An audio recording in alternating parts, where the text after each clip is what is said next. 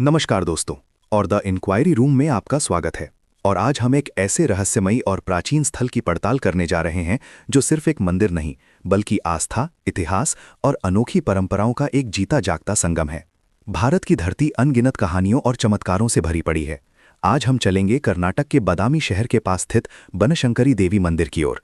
एक ऐसा शक्तिपीठ जहां देवी सिर्फ पूजी नहीं जाती बल्कि सदियों से चली आ रही परंपराओं, वास्तुकला के अद्भुत मिश्रण और सांप्रदायिक सौहार्द की मिसाल भी बनती हैं। तो अपनी सीट बेल्ट बांध लीजिए, क्योंकि द इंक्वायरी रूम में आज हम उजागर करेंगे इस पावन धाम के वो पहलू जो आपने शायद पहले कभी नहीं सुने होंगे। चलिए शुरू करते हैं। सबसे पहले आइए जानते हैं इस मंदिर की जड़ों को, इसकी पौराणिक उत्पत्ति को। हर बड़े मंदिर की तरह बनशंकरी देवी मंदिर की कहानी भी पुराणों में वर्णित है। पौराणिक उत्पत्ति, द लेजेंड। स्कंद पुराण और पद्म पुराण के अनुसार इस मंदिर का इतिहास राक्षस दुर्गमासुर के वध से जुड़ा है। कथा कुछ यूं है। दुर्गमासुर ने घोर तपस्या से वरदान प्राप्त किया और अहंकार में वेदों को चुरा लिया। उसके इस कृत्य से धरती पर भीषण अकाल पड़ा, लोग भूखे मरने लगे। तब मानवता को बचाने के लिए देवी पार्वती एक विशाल यज्ञ से प्रकट हुई।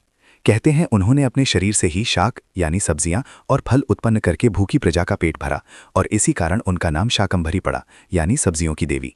इस वन में ही उन्होंने दुर्गमासुर का वध किया, और चूंकि यह युद्ध तिलकारण्य नामक वन में हुआ था, इसीलिए देवी को वन की शंकरी यानी बनशंकरी के नाम से भी जाना जाने लगा। ऐतिहासिक समय रेखा। अब बात करते हैं इस मंदिर के ऐतिहासिक सफर की।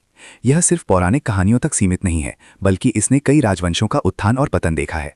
मूल मंदिर का निर्माण 7वीं शताब्दी में लगभग 603 ईस्वी में बदामी के चालुक्य राजाओं द्वारा कराया गया था। बनशंकरी उनकी कुलदेवी थीं, जो उनके राज्य की संरक्षक मानी जाती थीं। कई सदियों बाद 18वीं शताब्दी में, विशेष रूप से 1750 ईस्वी के आसपास, मराठा सेनापति परशुराम अगले ने इस मंदिर का बड़े पैमाने पर जीर्णोद्धार कराया। यही कारण है कि आज हम जो मंदिर देखते हैं उसमें कई स्थापत्य शैलियों का मिश्रण दिखाई देता है। तो दोस्तों, ये तो थी मंदिर के उद्गम और इसके ऐतिहासिक निर्माण की कहानी। लेकिन द इंक्वायरी रूम में हम सिर्फ यही नहीं बताते। अब मैं आपको उन अनोखी बातों के बारे में बताऊंगा जो इस मंदिर को ट्रूली स्पेशल बनाती हैं। सब्जी उत्सव, पल्लेदा हब्बा। चूंकि हमारी देवी शाकंभरी हैं, जो सब्जियों की प्रदाता हैं, यहाँ एक अद्भुत अनुष्ठान होता है जिसे पल्लेदा हब्बा कहते हैं। यह वार्षिक मेले के दौरान मनाया जाता है। इस दिन भक्त देवी को 108 प्रकार के शाकाहारी व्यंजन अर्पित करते हैं। जी हाँ, 108 तरह की डिशेस, जिनमें मुख्य रूप से ताजी सब्जियों का उपयोग होता है। इसमें उत्तर कर्नाटक के पारंपरिक व्यंजन जैसे सज्ज रोटी, बाजरे की रोटी, एनेगाई, भरवा बैंगन और विभिन्न पत्तेदार सब्जियों की कढ़ी बड़े पैमाने पर तैयार की जाती है और प्रसादम के रूप में सभी भक्तों में वितरित की जाती है। असामान्य राहुकाल पूजा। यह एक ऐसा तथ्य है जो शायद आपको चौंका देगा। अधिकांश हिंदू मंदिरों में राहुकाल को अशुभ माना जाता है और इस दौरान कोई नया कार्य या महत्वपूर्ण पूजा नहीं की जाती। लेकिन बनशंकरी मंदिर में ठीक इसका उल्टा होता है। यहाँ राहुकाल के दौरान देवी की पूजा करना सबसे शक्तिशाली और शुभ माना जाता है। भक्त एक विशेष अनुष्ठान करते हैं। वे नींबू को आधा काटकर उसका गूदा निकालकर छिलके को उल्टा करके कप जैसा बना लेते हैं। इनमें तेल के दिए जलाए जाते हैं। यह माना जाता है कि ऐसा करने से राहु दोष दूर होता है और जीवन में समृद्धि आती है। आप चाहें तो यहाँ एक विजुअल दिखा सकते हैं जिसमें नींबू के दिए जल रहे हों। पत्थर के पहियों वाला रथ। मंदिर की वार्षिक रथ यात्रा के दौरान उपयोग किया जाने वाला रथ एक विशाल लकड़ी का ढांचा है। लेकिन एक दिलचस्प बात यह है कि जहां रथ का मुख्य हिस्सा लकड़ी का है, वहीं कुछ ऐतिहासिक वृत्तांतों और आगंतुकों के अनुसार इसके पहियों के कुछ पुराने संस्करणों या सहायक ढांचों में पत्थर की बेहतरीन कारीगरी देखी गई है।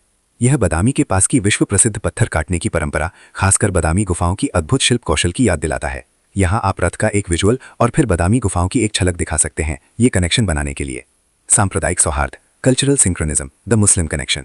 यह बिंदु इस मंदिर को ट्रूली एक्सेप्शनल बनाता है और हमारे देश की गंगा जमुनी तहजीब की एक खूबसूरत मिसाल पेश करता है। बनशंकरी जात्रे। वार्षिक मेले के दौरान मंदिर के आसपास लगने वाली कई दुकानें और स्टॉल मुस्लिम समुदाय के सदस्यों द्वारा चलाए जाते हैं, और इससे भी बढ़कर ये मुस्लिम दुकानदार अक्सर अपने स्टॉलों में देवी बनशंकरी के चित्र प्रदर्शित करते हैं, जो सदियों से चली आ रही सम्मान और परंपरा का एक प्रतीक है। यह सांप्रदायिक सौहार्द का एक दुर्लभ और प्रेरणादायक उदाहरण है। वास्तुकला का मिश्रण। अंत में आइए मंदिर की अद्भुत वास्तुकला पर एक नजर डालते हैं। मूल 7वीं शताब्दी का मंदिर भले ही द्रविड़ शैली में बना था, लेकिन वर्तमान संरचना एक आकर्षक हाइब्रिड यानी मिश्रित शैली का उत्कृष्ट उदाहरण है। मराठा प्रभाव। 18वीं शताब्दी में मराठों द्वारा किए गए जीर्णोद्धार ने यहाँ एक अधिक सरल और मजबूत किलेबंदी शैली की शुरुआत की। विजय स्तंभ। मंदिर के विशाल कुंड हरिद्रा तीर्थ के पास एक संरचना है जिसे विजय स्तंभ के नाम से जाना जाता है। इसमें भारत इस्लामी, इंडो इस्लामी वास्तुकला के तत्व स्पष्ट रूप से दिखाई देते हैं। ये बदामी क्षेत्र से गुजरे विभिन्न क्षेत्रीय प्रभावों जैसे आदिल शाही और मराठा शासकों का परिणाम है। बनशंकरी देवी मंदिर केवल एक धार्मिक स्थल नहीं, बल्कि आस्था और इतिहास की जीवंत धरोहर है। यदि आप कभी बदामी आए तो बनशंकरी देवी के दर्शन अवश्य करें। जय बनशंकरी माता।